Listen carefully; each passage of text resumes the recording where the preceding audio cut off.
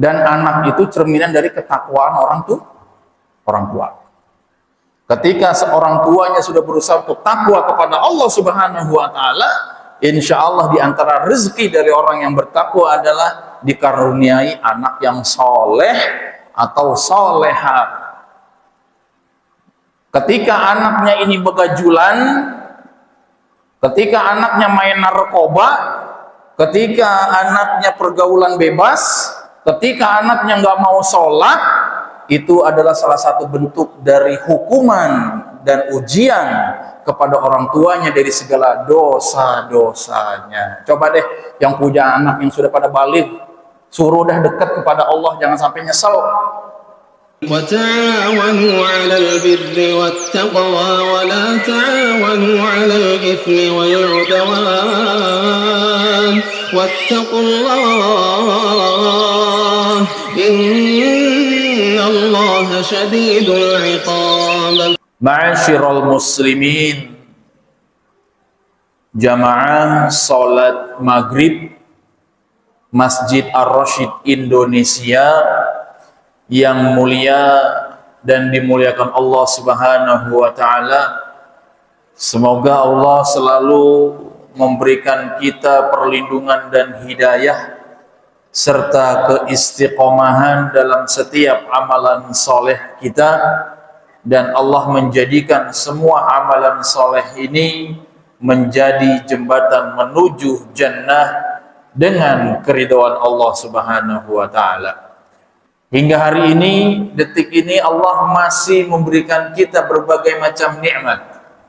Iman, Islam, semangat untuk selalu mengabdi, semangat untuk selalu tunduk dan patuh dengan melaksanakan perintah Allah, dan semoga kita selalu patuh untuk menjauhi segala larangan-larangannya. Kita lanjutkan lagi kajian kita, membahas kitab Riyadhus Shalihin, membahas hadis-hadis yang mulia pada kitab Riyadhus Shalihin min kalami Sayyidil Mursalin, yang ditulis oleh Al-Alamah Al-Imam An-Nawawi rahimahullahu ta'ala. Masih di bab ke-11, Al-Mujahadah, yaitu kesungguh-sungguhan. Hadis nomor 102. Masya Allah, kita sudah masuk ke hadis nomor 102. Dalam hadis nomor 102 ini, Al-Imam An-Nawawi rahimahullahu ta'ala menukilkan hadis yang berkaitan dengan sifat salat malamnya baginda Rasulullah sallallahu alaihi wasallam. Jamaah, mungkin hadis ini kita bisa ambil 2 pekan ya, karena cukup panjang bahasan. Ketika kita membaca hadis ini, yang paling pertama kita akan mengerti dan memahaminya bahwasanya Rasulullah sallallahu alaihi wasallam sepanjang hidupnya hampir tidak pernah meninggalkan salat malam. Ya, ada beberapa riwayat juga bahwasanya Rasulullah itu di setiap malamnya, ya, di setiap malamnya di sepanjang hidupnya itu tidak pernah terlewat untuk salat malam dan salat witir, walaupun beliau dalam keadaan safar. Itu baginda Rasulullah sallallahu alaihi wasallam. Dan dalam hadis yang mulia ini, Al-Imam An-Nawawi menukilkan hadis tentang bagaimana Rasulullah sallallahu alaihi wasallam mengerjakan salat malam. Dengan periwayatan hadis yang sahih ditulis oleh Imam Muslim rahimahullahu wa ta'ala dari sanad atau dari jalan periwayatan seorang sahabat Abu Abdullah Hudzaifah bin Yaman radhiyallahu anhuma. Dikatakan di sini, kita simak bersama, an Abi Abdullah Hudzaifah bin al-Yaman radhiyallahu anhuma, dari Abu Abdullah Hudzaifah bin al-Yaman, semoga Allah meridhoi mereka berdua. Jadi bapak dan anak ini adalah sahabat Rasul sallallahu alaihi wasallam. Kenapa nih? Kenapa bisa Abu Abdullah Hudzaifah bin Yaman ini mengkisahkan tentang sifat sholat malamnya Rasulullah SAW? Kenapa kok dia bisa bercerita? Kenapa dia bisa meriwayatkan? Jawabannya ada di baris selanjutnya. Qala, berkata Abu Abdullah Hudzaifah ibn al-Yaman, "Shallaitu ma'an Nabi sallallahu alaihi wasallam dzata lailatin." Nah, inilah kenapa beliau bisa menceritakan, bisa bersaksi tentang sholat malamnya Rasulullah SAW, karena dia pernah ikut bersama Rasul SAW dalam sholat malam. Berarti salah satu di antara bentuk kebolehan, salah satu bentuk diperkenankan di dalam syariah adalah sholat qiyamul lail dengan berjamaah. Ya, jadi sholat qiyamul lail itu afdolnya Rasulullah seringnya sendiri, tapi terkadang pun Rasulullah berjamaah dengan para sahabat. Artinya sahabat ikut sholat malam bersama Rasul sallallahu alaihi wasallam. Nah, ini Hudzaifah bin al-Yaman ikut sholat malam bersama baginda Rasulullah sallallahu alaihi wasallam. Shallaitu ma'an Nabi sallallahu alaihi wasallam dzata yaumin. Aku sholat bersama Rasul, bersama Nabi sallallahu alaihi wasallam pada suatu malam. Nah, apa kata Hudzaifah ibn al-Yaman? Faftatahal Baqarah faqultu yarka'u 'indal mi'ah. Nah, yang namanya sholat kan setiap rakaat itu diawali dengan Al-Fatihah. Betul nggak? Faftataha Al-Baqarah. Habis dia membaca surat Al-Fatihah, kemudian dilanjutkan lagi dengan surah Al-Baqarah. Jamaah, Al-Baqarah berapa ayat? 286. Al-Baqarah 286. Ada nggak di sini yang satu rakaat menghabiskan surat Al-Baqarah satu surah? Ada bisa aduh Ustaz pegel kaki gitu kan. Ya. Jangankan surah Al-Baqarah, ya. Baca surah apa namanya Al-A'la aja udah pada ngedengem. Panjang banget ini gitu. Nah, Nabi SAW ketika sholat qiyamul lail membaca Al-Fatihah, kemudian dilanjutkan dengan surah Al-Baqarah 280. Nah, berapa juz? 2 juz. Jadi 2 juz lebih ya, hampir 2 juz setengah. Nah, terus kata Hudzaifah, faqultu yarka'u 'indal mi'ah. Mungkin kata Hudzaifah bin Yaman ini ya paling cuma 100 ayat, paling cuma 100 ayat. Habis itu Nabi ruku'. Nah, ternyata bagaimana? Summa madho, tapi kemudian baginda Rasulullah SAW melanjutkan, bukan cuma 100 ayat, dilanjutin. Summa madho faqultu yusolli biha fi raq'ah, dan beliau menghabiskan Al-Baqarah dalam 1 rakaat.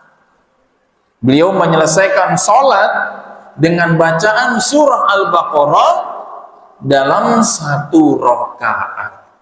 Nah, katakan di sini yusolli biha fi raka'atin.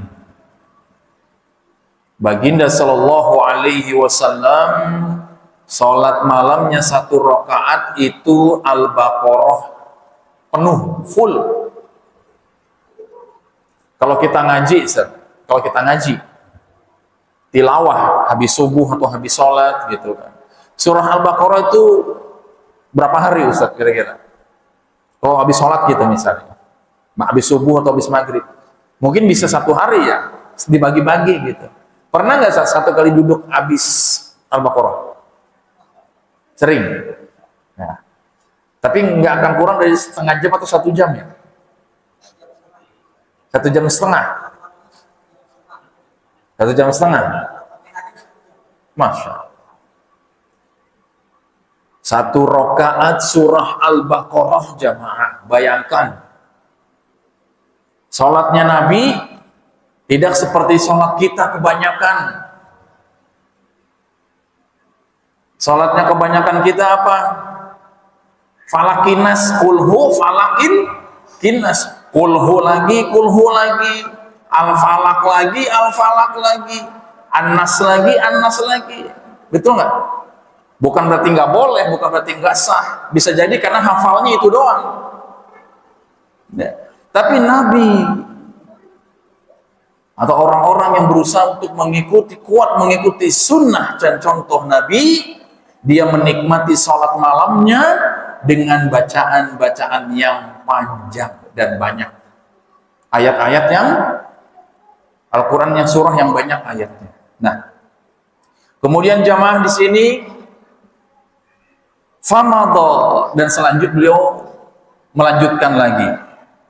Faqultu yarka' biha summa iftatahan nisa. Setelah membaca surah Al-Baqarah, ruku, dan beliau sholat lagi, beliau membaca surah An-Nisa. An-Nisa berapa rakaat, berapa ayat? 176. Di rakaat selanjutnya beliau membaca surah An-Nisa, faqara'aha, summa iftataha Ali Imran, kemudian membaca surat Ali Imran, faqara'aha yaqra'u mutarassilan idza marra bi ayatin fiha tusabbihu sabbaha. Setelah beliau membaca surah Al-Baqarah, selanjutnya beliau membaca surah An-Nisa, selanjutnya beliau membaca surah Ali Imran, dan membacanya secara mutarassilan, mutarattilan, secara tartil, tidak ngebut juga tidak terlalu lama. Habis surah Al-Baqarah, surah An-Nisa, lengkap An-Nisa dulu maju, habis itu surah Ali Imran dibaca secara tartil. Idza marra bi ayatin fiha tasbihun sabbaha. Ketika di dalam membaca ayat-ayat tersebut atau surah-surah tersebut terdapat ayat-ayat yang mentasbihkan Allah, beliau bertasbih. Berarti Nabi ngerti. Inilah pentingnya menghafal dan mengerti, mentadaburi. Ya, yang penting hafal lagi. Nah, terus kemudian bagaimana? Fa idza marra bi su'alin sa'ala, dan ketika beliau membaca ayat-ayat tersebut dalam salatnya, beliau melewati ayat-ayat yang isinya adalah permohonan, fasa'ala, beliau memohon kepada Allah. Yang isinya doa, beliau berdoa kepada Allah. Tuh, Masya Allah. Jadi kalau ada bacaan panjang itu diresapin. Ketika ada bacaan ayat-ayat yang panjang diresapi, ditadaburin. Itu salatnya Rasulullah SAW. Nah, wa idza marra bi ta'awudzin ta'awwadza, dan ketika beliau melalui atau membaca atau terlewat atau melewati ayat-ayat yang isinya perlindungan, Beliau memohon perlindungan kepada Allah Subhanahu wa taala. Tadi apa tadi? Ketika ada ayat-ayat yang bertasbih memuji Allah, beliau bertasbih. Ketika ada ayat-ayat yang sifatnya atau menyuruh untuk memohon, beliau memohon kepada Allah. Ketika ada ayat-ayat yang mengajarkan perlindungan atau menceritakan perlindungan kepada Allah, beliau memohon perlindungan kepada Allah Subhanahu wa taala. Summa raka'a faja'ala yaqul, kemudian beliau ruku' dan membaca subhana rabbiyal azim. Jamaah, subhana rabbiyal azim. Pertama itu ruku', 2 rakaat itu ya. Surah Al-Baqarah, ingat, surah Al-Baqarah dilanjutkan surah An-Nisa, dilanjutkan surah Ali Imran, terus apa lagi? 3 surat itu ya. 3 surat ini berapa juz? 5. Coba hitung. Hah? 5 lebih ya? Berarti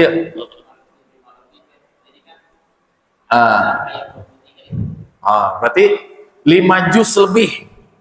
Baginda dalam 1 kali sholat itu membaca 5 juz Al-Quran. Al-Baqarah, An-Nisa 6, hampir 6. Al-Baqarah 6, Al-Baqarah, An-Nisa, Ali Imran 6 juz. Makanya dikatakan Rasulullah SAW ketika sholat qiyamul lail kakinya sampai membengkak. Begitu lamanya beliau berdiri membaca ayat-ayat Quran.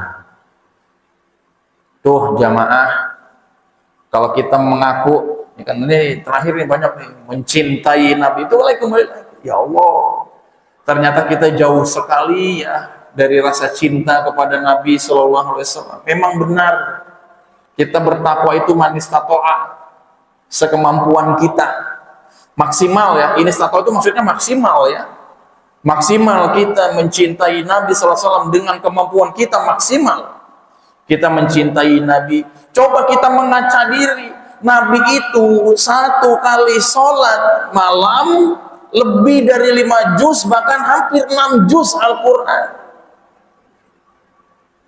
Coba jemaah, 2 kali ruku 6 juz. Itu qiyamul lailnya Nabi sallallahu alaihi wasallam. Qiyamul lailnya kita kebanyakan pengennya cepet. Contohnya apa? Sholat taraweh pengen 23 rakaat, tapi 20 menit udah selesai. Itu apa yang dibaca jemaah? Lebih dari setengah jam bilangnya, oh lama banget sholat dulu.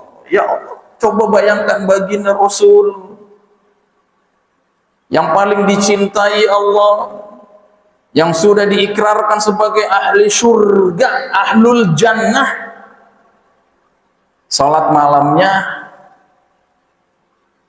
1 kali sholat lebih dari 5 juz Al-Quran. Nah jamaah yang dimuliakan Allah Subhanahu wa ta'ala, ini pelajaran buat kita menteladani Rasul Sallallahu Alaihi Wasallam. Sholat sunnahnya saja panjang menikmati setiap bacaan-bacaan sholat. Gitu ya jamaah. Nah selanjutnya, fakana ruku'ahu nahwa min qiyamihi. Katakan di sini, kata kata Hudzaifah bin Yaman, fakana ruku'uhu nahwa min qiyamihi. Dan ketika itu rukuknya Nabi sallallahu alaihi wasallam lama sebagaimana berdirinya ketika sholat. Rukuknya lama. Rukunya udah dirinya lama, rukunya juga lama. Masya Allah, jamaah. Malu kita terkadang ya, malu mengaku umat Rasulullah Sallallahu Alaihi Wasallam yang seperti kita ini nih, yang banyak dosa, yang rombeng ibadahnya, yang lebih banyak akhlak jeleknya, yang lisannya sering berbicara kotor, yang hatinya banyak penyakit. Ketika kita melihat sholatnya Nabi Sallallahu Alaihi Wasallam seperti ini, lantas kita bagaimana jemaah? Coba. Yang merasa pinter ngomong tentang Islam, yang merasa pinter retorika tentang ini dan itu, coba perhatikan sholatnya Nabi ini seperti ini. Berkaca diri, ya. Kita jangankan sholat sunnah panjang, sholat wajib aja sering ditinggalin. Jangankan sholat malam yang begitu panjang seperti Nabi, sholat wajib saja sering dilalaikan. Ini sholat wajib. Bagaimana sholat sunnah? Jamaah. Malu ya? Kalau yang masih mempunyai hati nurani pasti malu. Ya Allah, baginda Rasul Sallallahu Alaihi Wasallam ini seperti ini. Dan kita mengakui diri kita sebagai cinta Rasul, umat Nabi, pengen dapat syafaat Nabi di hari kiamat kelak. Sholat malam kita berantakan, sholat wajib kita sering dilalaikan. Lantas dengan apa kita bilang cinta kepada Nabi Sallallahu Alaihi Wasallam?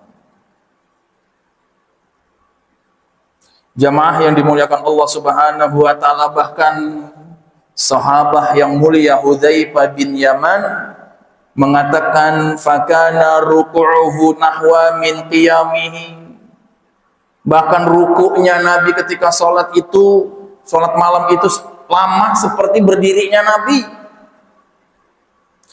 Summa qala sami'allahu liman hamida rabbana lakal hamdu. Kemudian beliau i'tidal, bangun dari rukuknya mengucapkan sami'allahu liman hamida rabbana lakal hamdu. Summa qama qiyaman tawilan qariban min raka'ah. Dan kemudian beliau berdiri ketika i'tidal lama juga sebagaimana beliau ruku.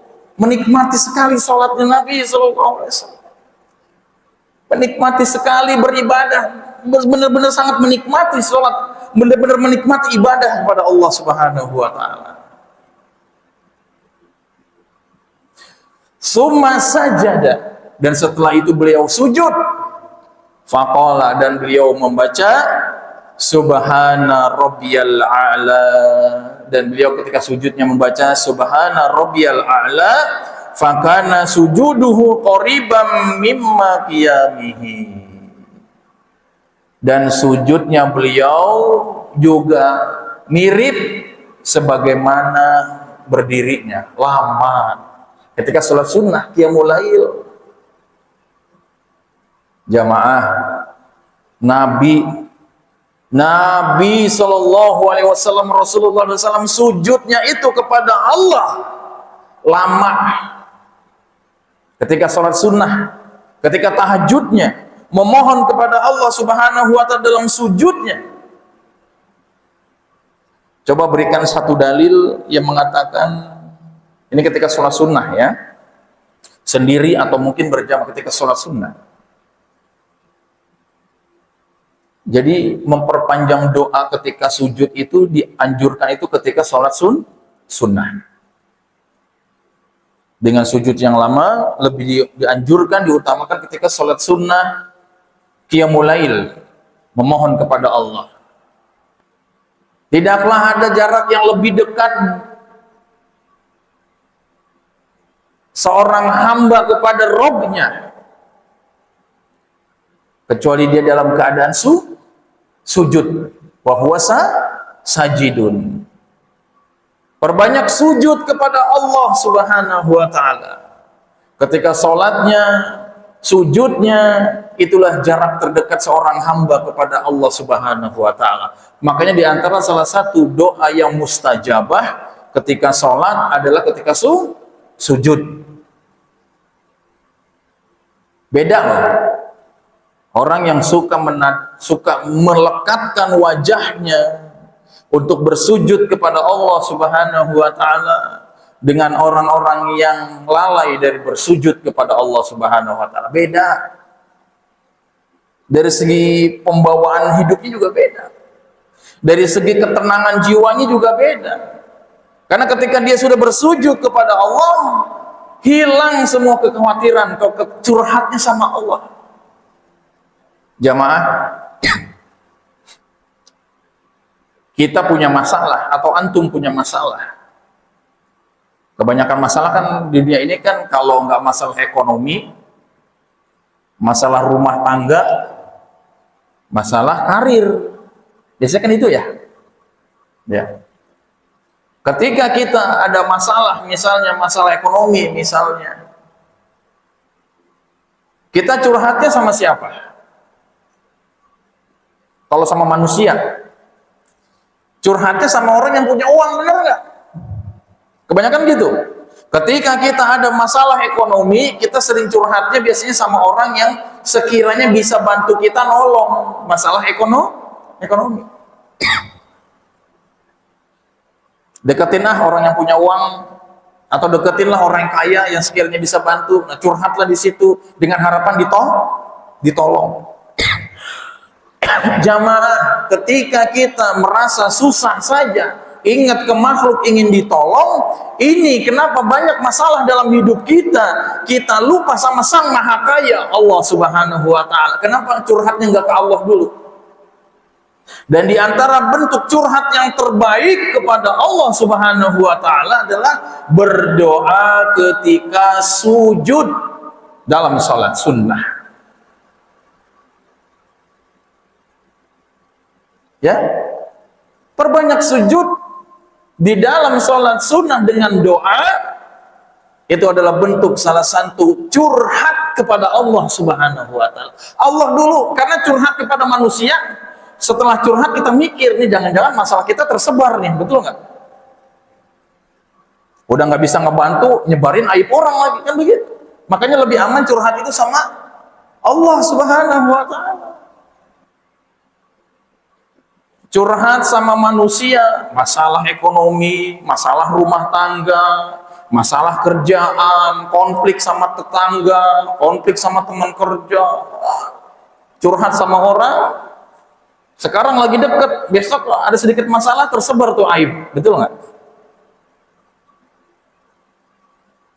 Coba kau curhatnya sama Allah. Hamparkan sejadah, ambil air wudhu, mulai menapakkan kaki di atas sejadah tersebut, kemudian niat untuk sholat malam, takbiratul ikram, Allahu Akbar, niatkan untuk curhat kepada Allah Subhanahu wa taala. Dan ketika sujud, lebih halus lagi, lebih ibah lagi, lebih mengemis lagi kepada Allah. Disitulah Allah lebih dan lebih akan bisa untuk membantu dari solusi kita. Masalah ketika dicurhatin sama Allah, pasti, dia bilang, pasti Allah akan berikan solusinya. Masalah ketika banyak dicurhatin sama manusia, akan lebih bertambah masalahnya. Betul nggak? Ini pengalaman anak. Lebih banyak ngomong sama orang ketika ada masalah, ternyata kemana-mana, malah jadi bahan gosip. Kayak begitu. Curhat sama Allah aja, udah. Hamparin sejadah, udah. Hamparin sejadah sama Allah, udah. Ya Allah, hamba nggak punya uang, ya Allah. Gimana besok, ya Allah? Ya Allah, besok ini gimana? Ya Allah, ada masalah begini. Ya Allah, saya diperlakukan seperti ini. Mohonnya sama Allah, coba. Ketika Allah sudah membukakan satu solusi di hamparan sejadah ini terbuka pintu-pintu jalan keluar di dunia, karena Allah yang punya dunia. Jamaah yang dimuliakan Allah Subhanahu wa taala, dari hadis ini kita pelajari, kandungan hadis ini cukup panjang, bahwasanya para ulama mengatakan dari kandungan hadis ini, tadi cukup jelas ya Ustaz ya, yang kita baca dari ini cukup jelas ya. Yang pertama, para ulama mengatakan bolehnya berjamaah dalam sholat sunnah, diperbolehkannya berjamaah dalam sholat sunnah, dan disunahkan pula untuk memperlama sholat malam atau qiyamul lail. Boleh berjamaah di dalam sholat sunnah qiyamul lail ini, dan disunahkan juga untuk memperlama bacaan sholat ketika qiyamul lail.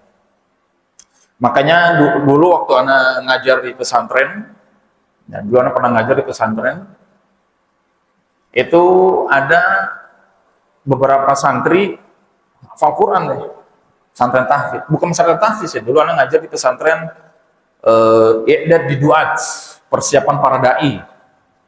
Ya. Tapi di antara santri-santri ini ada yang penghafal Quran. Suatu ketika kita mau lihat anak santri malam ngapain sih, gitu kan.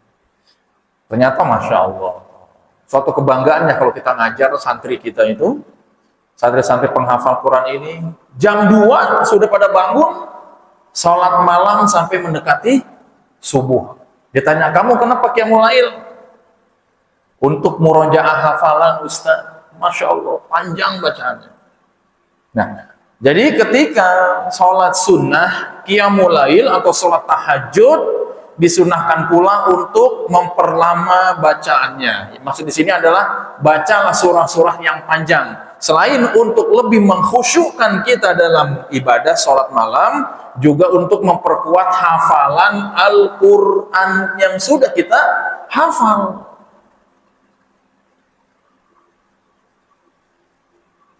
Coba seperti itu.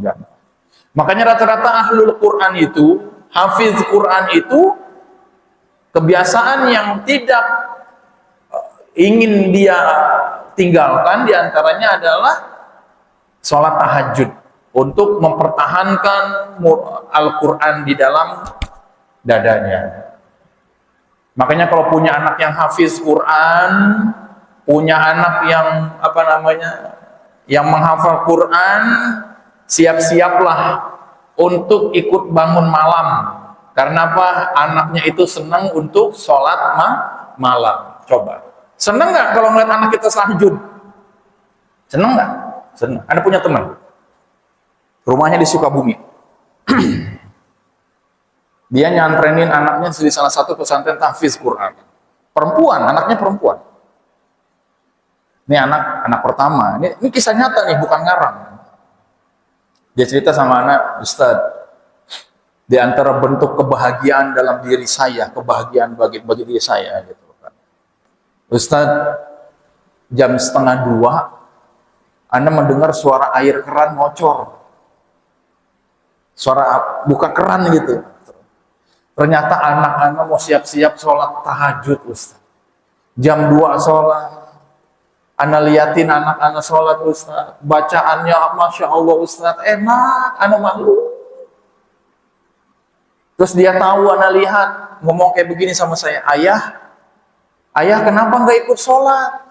Tuh coba, anak ngebangunin orang tua untuk sholat tahajud, langka itu, jamaah, bahagia itu. Coba. Kebanyakan anak-anak kaum muslimin umumnya sholat subuh aja males. Coba, di antara anak-anak kita nih, yang sudah pada balik, jangan yang kecil, yang sudah pada balik, yang anak-anak udah pada puber ya, kelas 2 SMP, kelas 3 SMP, SMA, kelas 1, kelas 2, kelas 3, dan seterusnya. Coba anak-anak laki kita, ada nggak yang semangat untuk sholat subuh berjamaah di masjid? 1001. Dan ini sholat qiyamul lail, sholat berjamaah tahajud, dibangunin orang tuanya. Ayah, ayo sholat tahajud. Coba. Pengen nggak punya anak kayak begitu? Masya Allah. Dan anak itu cerminan dari ketakwaan orang tua. Ketika seorang tuanya sudah berusaha untuk takwa kepada Allah Subhanahu wa taala, insya Allah di antara rezeki dari orang yang bertakwa adalah dikaruniai anak yang soleh atau soleha. Ketika anaknya ini begajulan, ketika anaknya main narkoba, ketika anaknya pergaulan bebas, ketika anaknya nggak mau sholat, itu adalah salah satu bentuk dari hukuman dan ujian kepada orang tuanya dari segala dosa-dosanya. Coba deh yang punya anak yang sudah pada balik, suruh dah dekat kepada Allah, jangan sampai nyesel. Nyesel nanti rugi, udah tua punya anak nggak mau ibadah, rugi banget ya Allah, ngeri. Gagal dunia dan akhirat ketika punya anak tidak mau bersujud kepada Allah Subhanahu wa taala. Dan selanjutnya jamaah, kandungan hadis ini para ulama mengatakan dibolehkannya membaca surah Al-Qur'an tidak secara berurutan sebagaimana urutan Al-Qur'an. Tadi kan Nabi SAW surah Al-Baqarah, harusnya setelah Al-Baqarah itu apa? Ali Imran. Tapi Nabi ke An-Nisa. Dari ini para ulama mengatakan berdasarkan dari mushaf, boleh tidak berurutan. Ketika memang itu sirahnya boleh. Apa namanya, dituncal ya, apa dimaju gitu, diselat, kayak gitu ya, boleh. Tapi nyelatnya itu adalah An-Nisa dulu baru Ali Imran. Nah kalau kita kebanyakan Anas dulu baru Al-Falaq gitu kan. Makanya Anda mau kadang seneng kalau dengar imam itu bacanya enak, bacaannya panjang ketika sholat-sholat yang senggang gitu ya. Nah itu seperti itu, menikmati bacaan ayat-ayat Quran. Nah, coba. Yang selanjutnya kata para ulama dari kandungan hadis ini sudah ada belum? Betul lagi. Membaca Al-Quran seharusnya disertai dengan penghayatan ayatnya dan pemahaman terhadap makna yang dikandungnya. Jadi Nabi SAW tadi kan bilang, idza marra bi ayatin tusabbihu sabbah. Ketika lewat ayat-ayat Quran yang memuji Allah, maka beliau juga bertasbih. Ketika lewat ayat-ayat Allah yang di situ menggambarkan tentang permohonan, perlindungan kepada Allah, beliau memohon kepada Allah dan berlindung kepada Allah. Allah berarti mentadaburi bacaan Al-Quran. Jadi di antara bentuk tuntunan syariat Islam dan sunnah Nabi Sallallahu Alaihi Wasallam ketika membaca Al-Quran disertai dengan penghayatan ayatnya dan pemahaman terhadap makna yang dikandungnya. Coba ditadaburi makna ayat ini. Inilah pentingnya kita bisa memahami, mempelajari kandungan Al-Quran biar bisa mengerti. Coba kandungan surat Al-Ikhlas itu gimana kandungannya, Masya Allah. Al-Fatihah. Terus apa lagi? Yang pendek-pendek itu Masya Allah. Ditadaburin jamaah. Jangan baca Quran pengen balap-balapan siapa yang paling cepat selesai. Dan biasanya mentadaburi bacaan Al-Quran itu lebih khusyuk ketika dipakai untuk sholat. Atau ketika bacanya Quran itu kita membaca sendiri dengan penuh penghayatan. Dan yang pasti lagi supaya bisa menghayati dan mentadaburi isi Quran, ya bisa baca Quran. Benar nggak? Bagaimana bisa mentadaburi ayat Quran, bagaimana bisa menghayati makna Quran ketika baca Quran aja belum bisa.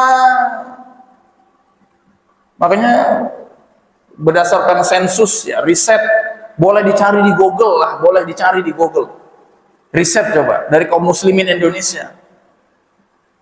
Itu hampir 80% nggak bisa baca Quran. Coba cari.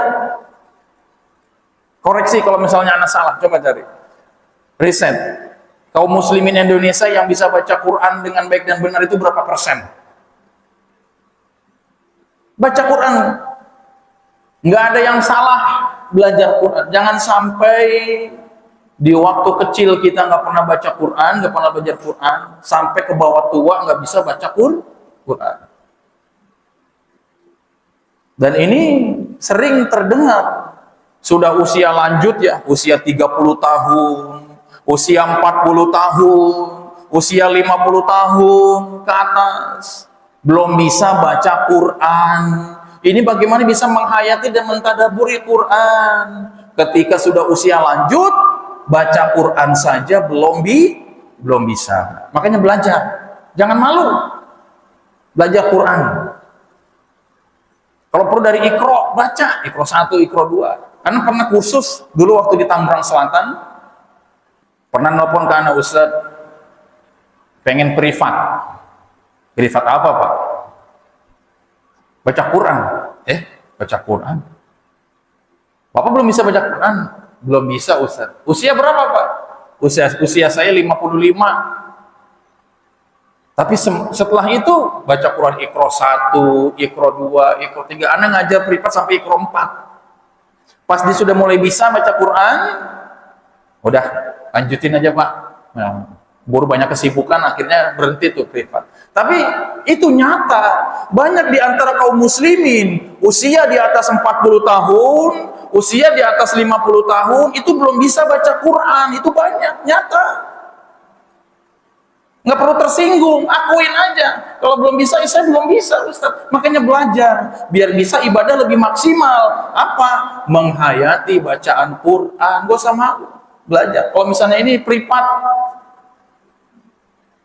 gitu ya. Yang malu itu menghadap Allah nanti di hari kiamat, ketika ditanya, kenapa kamu nggak baca Quran? Karena saya nggak bisa baca Ustaz. Nah, kan malu. Lebih malu di hadapan Allah apa di hadapan manusia? Di hadapan Allah lah. Manusia mah apa sih? Malu di hadapan Allah. Ya, jadi membaca Al-Qur'an dengan menghayati dan memahami isi kandungan Al-Qur'an. Coba jamaah. Selanjutnya yang terakhir,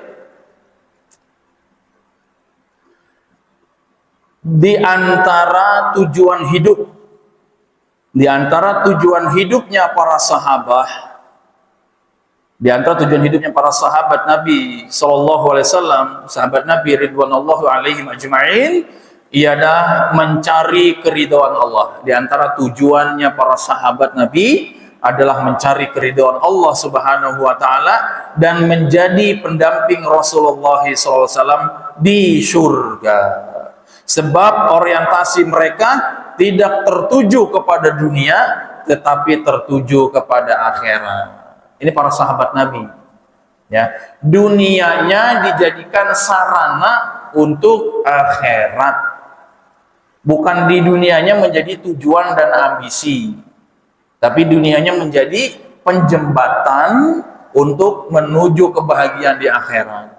Dan di antara tujuan para sahabat adalah ingin bertetangga dan mendampingi Rasulullah SAW di jannah. Makanya semangatnya mengikuti semangatnya ibadah Rasul Sallallahu Alaihi Wasallam. Jadi kalau pengen mencintai Nabi, ingin mengaku cinta Rasul, ingin mengaku orang-orang yang mencintai Nabi lahir batin, ikutilah semangat Nabi, kesungguh-sungguhan Nabi di dalam beribadah kepada Allah Subhanahu wa Ta'ala.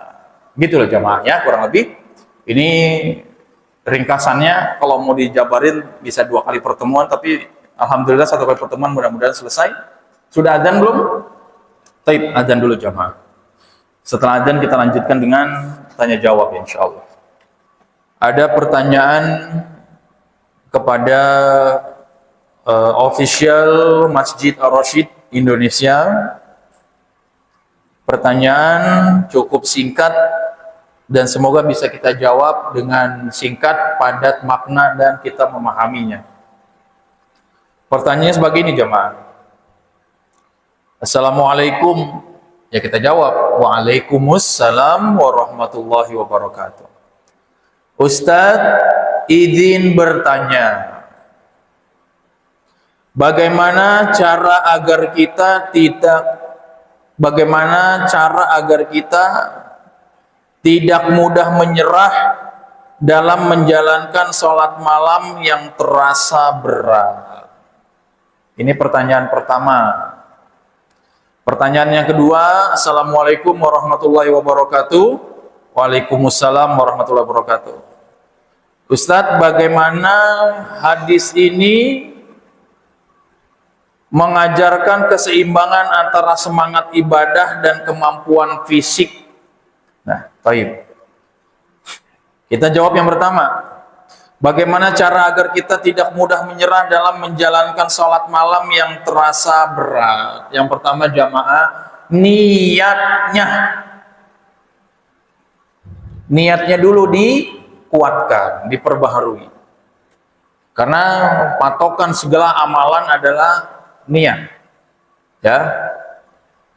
Innamal a'malu binniyat. Segala sesuatu itu tergantung dari niat. Ketika kita sudah berniat untuk mengerjakan sholat malam, ketika kita sudah berniat untuk melaksanakan sholat tahajud, niatnya dulu, setelah itu dikuatkan dengan usaha. Usaha yang pertama adalah menjauhi maksiat. Karena orang yang banyak maksiatnya susah untuk bangun sholat malam. Apalagi yang sebelum tidurnya begadang dalam maksiat. Itu paling susah dan mungkin mustahil untuk sholat malam. Jangankan sholat malam, sholat subuhnya juga susah. Betul nggak? Pertama niatnya dulu, yang kedua adalah kiatnya jauhi maksiat. Dan yang ketiga, jangan bergadang. Ini bukan syair lagu dangdut ya. Nah, karena benar, orang ketika banyak bergadang, ya, ketika banyak menghabiskan waktunya untuk waktu istirahatnya di malam hari untuk hal-hal yang tidak mendatangkan manfaat dunia dan akhiratnya, biasanya bangun subuh itu berat, susah. Apalagi untuk sholat malam. Terus kata para ulama yang lain, ketika kita ingin sholat qiyamul lail, ketika siang ya, upayakan untuk qailulah, tidur siang.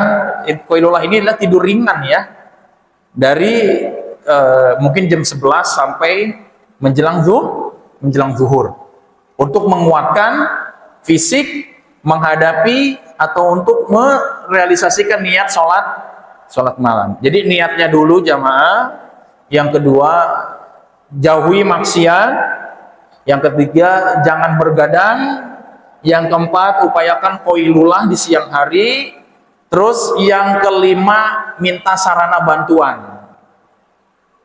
Bisa pasang alarm atau bisa pasang alarm hidup. Siapa? Istri.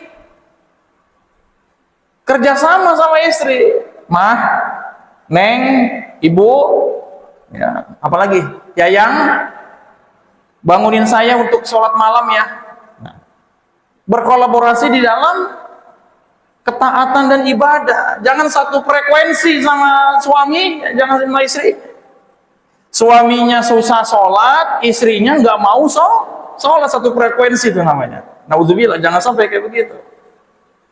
Istri menjadi sarana untuk ketaatan suami kepada Allah. Bangunin suaminya untuk sholat malam, minta bantuan sama istri. Bangunin saya ya, jam 3. Kalau kamu bangun duluan atau kamu bangun, tolong ingatkan saya untuk sholat malam. Nah, coba bantuan itu. Istri menjadi teman setia dalam ketaatan kepada Allah Subhanahu wa Ta'ala. Ingatkan suaminya, Mas, Ayah, Bapak, AA, bangun sholat malam. Jangan sholat malam dah, mungkin berat ya. Sholat subuh, coba bangunin suaminya sholat subuh. Sholat subuh berjamaah di masjid. Papa, sholat subuh berjamaah di masjid itu. Suami istri melangkah bersama menuju surga, itu namanya begitu. Jangan satu frekuensi. Suaminya malas ibadah, istrinya makin jadi. Naudzubillah. Ya. Terus yang selanjutnya adalah istiqomah. Berusaha untuk selalu konsisten. Karena di antara bentuk perintah yang paling berat di dalam agama ini adalah istiqomah, konsisten. Fa'mal bima umirta fastaqim. Nah, gitu kan, biasanya gitu kan. Laksanakanlah apa yang diperintahkan kepadamu dan konsistenlah. Istiqomah, konsisten. Lebih baik sedikit tapi istiqomah daripada banyak tapi cuma sekali dua kali. Kalau kata orang sini apa? Anget-anget tai ayam gitu kan. Baru sholat berjamaah seminggu, habis dengar ceramah, besoknya setahun nggak sholat berjamaah. Naudzubillah. Nah, selanjutnya izin bertanya Ustadz, bagaimana hadis ini mengajarkan keseimbangan antara semangat ibadah dan kemampuan fisik. Nah, makanya kemarin kita sebutkan, ya, di antara bentuk dari kecintaan Allah adalah Allah lebih menyukai laki-laki atau seorang mukmin yang kuat. Bagaimana bentuk fisik? Ya dijaga fisiknya. Nah, menjaga fisik bagi kita semua sudah jelas lah, dengan cara mengkonsumsi makanan yang halal dan sehat, pola tidur yang baik, gizi yang seimbang, olahraga. Semuanya ditujukan untuk apa? Biar bisa untuk menopang ibadah. Coba, ibadah ketika sehat sama ibadah ketika sakit, lebih nikmat mana jemaah? Ketika sehat. Nah, bagaimana untuk menyeimbangkannya? Pertama, buat dari saya pribadi ya, untuk menyeimbangkan antara semangat ibadah dan kemampuan fisik adalah niatkan diri kita untuk sehat. Raga ini niatnya untuk mendukung ibadah. Yang suka fitnessnya untuk sehat biar bisa kuat ibadah. Yang suka goes, yang suka jogging, ya, yang suka olahraga, niatnya biar badan sehat untuk mendukung ibadah, gitu kan. Jangan niatnya ria, biar badannya bagus, bibirnya jangan. Niatnya untuk mendukung ibadah. Karena kalau badan yang sehat, insya Allah lebih semangat untuk ibadah dengan niat awalnya. Niatnya pengen sehat biar untuk maksimal ibadah. Wallahu a'lam bishawab. Jamaah, yang benar datangnya dari Allah Subhanahu wa taala dan yang salah datangnya dari diri saya pribadi. Ketika ada ucapan yang kurang berkenan, mohon dibukakan pintu maaf yang sebesar-besarnya. Ketika ada yang salah dari penyampaian ayat, hadis ataupun makna, saya mohon ampun kepada Allah Subhanahu wa taala. Yang benar datangnya dari Allah dan yang salah datangnya dari diri saya pribadi. Kita akhiri majlis ini dengan kafaratul majlis. Subhanaka Allahumma wa bihamdika asyhadu an la ilaha illa anta astaghfiruka wa atubu ilaih. Wassalamualaikum warahmatullahi wabarakatuh.